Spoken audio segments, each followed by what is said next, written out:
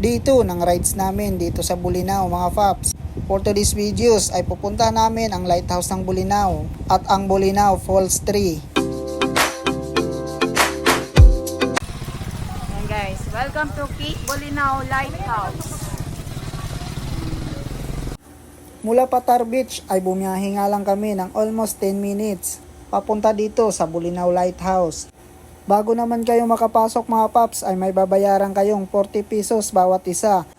At need nyo rin mag-registered bawat isa. Pagpasok nyo naman dito mga paps, picture o memories lang talaga. At nagagandahang view o background ng picture nyo. Samahan nyo na rin ang kulitan gaya nito. Ikot tayo. Ikot. Press. Dito. Hindi ikot na. Para kita yung ano. Maganda, ganyan. Dito. Hey. 1, 2, 3. Okay na. At dahil sa sobrang kulit ng dalawang to, ganito yung kuha ng mukha nila. 2, 3.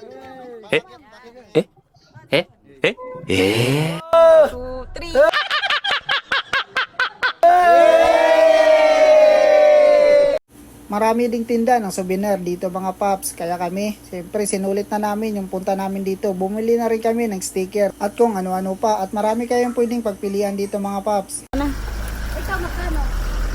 Yan guys, so marami kayong pagpipilian dito ng mga souvenir. From Bolinao. Bolinao, Pangasinan. Yan guys. Ang ganda. Bumili na rin ako ng sando dito mga paps para meron naman tayong sando ng Bolinao, Pangasinan. Yan guys, oh. Ito, dito nagsimula yung pag-vlog namin sa Bolinao. Yung bumili kami ng souvenir. Souvenir from Bolinao. Di ba may ganyan ka na sa ako, tayong dalawa? T-shirt sa kasando. Bumiyahe na nga kami mga paps papuntang Bolinao Falls 3. Isang oras din mahigit yung biyahe namin mula Bolinao Lighthouse papuntang Bolinao Falls 3. Di na nga kami nag-gear dyan mga paps kasi sa bundok naman kami dumaan at hindi naman mabilis yung takbo namin kasi masikip yung daan dito. Di nagtagal mga paps ay narating na namin tong signboard papasok na ng Bolinao Falls 3. Simula naman dito mga paps ay rough road na yung madadaanan nyo pero hindi naman siya kahabaan kasi 10 minutes lang yung binyahe namin papuntang Bolinao Falls 3. Puro rough road na yung dinadaanan namin mga paps.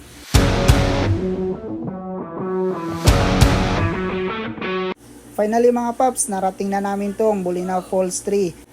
First time namin makapunta dito mga paps, kaya excited kami kung gaano kaganda yung falls nila dito.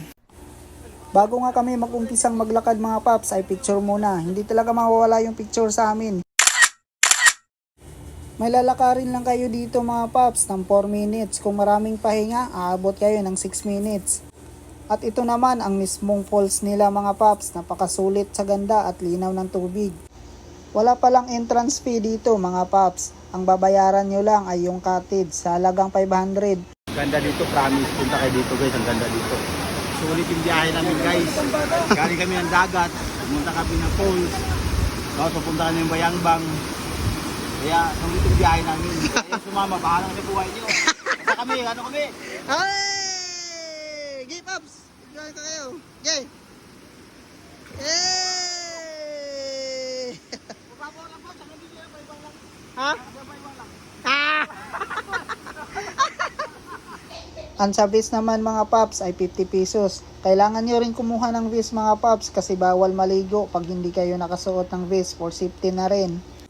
Umaga pa nga kami dumating dito kaya kung makikita nyo halos solo lang namin yung falls.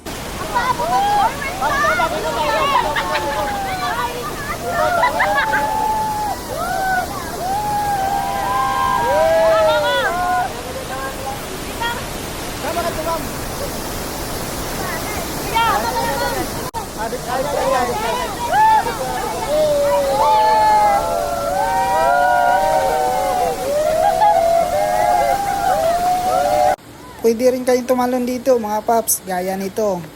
Sa una lang yung kaba, pag nakatalon ka na ay pabalik-balik ka na.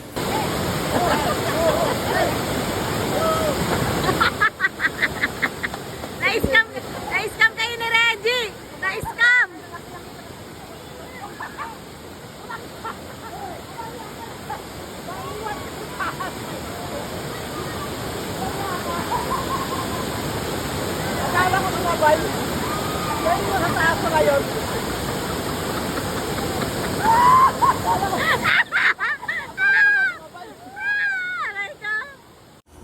Sa mga magtatanong pala kung pwede mag-overnight dito ay bawal mga paps.